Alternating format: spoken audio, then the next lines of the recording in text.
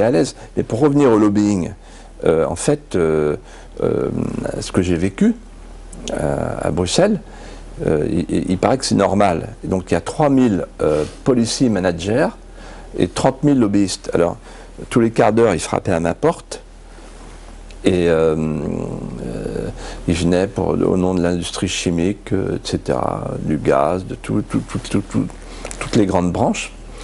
À chaque fois que vous tapez sur votre bouton pour voter, en fait, il y a un lobby derrière. Et donc, l'Europe est un être des abysses. Ce qu'elle craint, c'est la lumière. C'est une zone grise. On ne sait pas qui achète qui.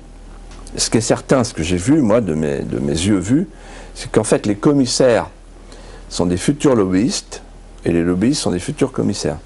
Donc, il y a un mélange des genres qui porte à la prise illégale d'intérêt. Et ce à quoi vous avez fait allusion il y a un instant, j'y reviens, c'est une réunion qui a eu lieu le 17 mars 2007, à laquelle j'ai été mêlé par le plus grand des hasards, parce que j'avais des jours en retard, il fallait que je vienne pointer. Donc avec ma carte, je suis rentré, et là, il y avait des nœuds papes partout. Le pape, l'hyperclasse, en fait. Ah ben, c'était top, la super classe invisible, et je reconnais Kissinger. Il y avait Brzezinski, il y avait des grands patrons, Anne Lauvergeon, il y avait avec des petites tables très bien achalandées, et ils parlaient entre eux, puis il y a eu les discours, et je suis resté jusqu'au bout. Et en fait, ce que j'ai compris, c'est que c'était la trilatérale branche Europe. Ils étaient 400. Et ils disaient qu'il faut détruire les nations. Il disait qu'il faut détruire l'homogénéité des nations. Très intéressant. Pour pouvoir augmenter les marchés. Avoir le marché planétaire de masse. Et c'est eux qui ont inventé le mot gouvernance mondiale. Ils parlaient du réchauffement climatique. Ils disaient que dans les écoles, au lieu de dire aux enfants « sauvez votre pays, sauvez votre région, sauvez l'arbre qui est en face de chez vous », non, sauvez la planète. C'est là. Et il parlait de la nécessité de réunir dans le même combat les deux libéralismes, le libéralisme économique, en faisant sauter les frontières, et le libéralisme sociétal. Ils ont le droit de discuter entre eux, ce sont des chefs d'entreprise, vous discutez aussi avec des chefs d'entreprise, ils l'ont fait au Parlement européen, et pas forcément un complot. Absolument, c'est pas forcément un complot, ils n'ont pas besoin de comploter, ils ont le pouvoir. Ce que m'a dit un jour François Fillon, je lui ai dit, mais pourquoi tu vas au groupe Bilderberg? Parce qu'il est rentré, il a été agréé par le groupe Bilderberg, de même que son ami Alain Juppé l'année d'après. C'est quoi? Dans l'Évangile, on dit, faut pas mettre la lumière sous le boisseau. Ça vaut pour la franc-maçonnerie aussi. Pourquoi ils se cachent, ces gens-là? Pourquoi ils se cachent? Il vous a répondu quoi? Et il m'a répondu, incroyable la réponse, il m'a dit, que veux-tu, c'est eux qui nous gouvernent. Voilà. Donc en fait, le groupe Bilderberg, la trilatérale, ça existe.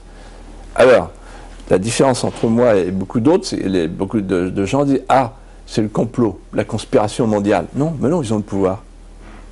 Ils ont le pouvoir. Et là, ils parlaient de quoi? C'est pas une conversation, là. Ils disaient, voilà les objectifs. Et parmi les objectifs, ce jour-là, en 2007, il y avait le fameux traité transatlantique. Et ce traité transatlantique qui se prépare, c'est un traité qui va installer un tribunal arbitral privé permettant aux entreprises multinationales, nationales, de traîner les États, de faire condamner les puissances publiques. C'est un traité dans lequel, par exemple, les appellations contrôlées, les appellations protégées disparaîtront. Et on nous imposera le poulet, le javel, etc. Donc en fait, c'est un traité qui va faire découvrir ce qu'est le fameux rêve européen. Le rêve européen n'était pas de construire une nation nouvelle à la place des nations défuntes à Maastricht. Le rêve européen, c'était de livrer un espace sans nation, sans gouvernement, sans démocratie, sans limite territoriale, de le livrer au marché planétaire de masse sous clé américaine.